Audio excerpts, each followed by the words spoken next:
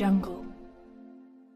আসসালামু আলাইকুম। এখন খবর শুনছেন খবর টেলিভিশন বাংলার সংবাদ সরাসরি সম্প্রচার। আমি সাথে আছি আদনান আল আরাফ চৌধুরী। সেই বাংলাদেশের পক্ষে প্রথম ভোটটি হবে রেফারেন্ডাম বা গণভোটে হা ভোট, ইনশাআল্লাহ। আমরা দিব, দেশবাসীকে সাথে নিয়ে যাব, এবং ইনশাআল্লাহ হা বিজয়ী হবে। এরপরে আসে যে হা তো বিজয়ী হলো, এখন দেশ চালাবে কারা? দেশ চালাবে তারা যাদের কার্যক্রম দ্বারা প্রমাণ করতে পেরেছেন যে হ্যাঁ, দেশের মানুষের জীবন, সম্পদ এবং ইজ্জত তাদের কাছে নিরাপদ।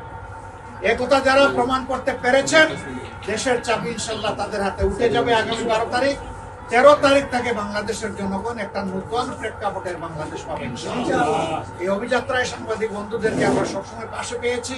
আমরা আশা করবো আগামীতে আপনারা আমাদের পাশে থাকবেন এবং মিডিয়ার মাধ্যমে দেশবাসীকে আপনারা আমাদের এই কথাগুলো আপনারা জানিয়ে দেবেন।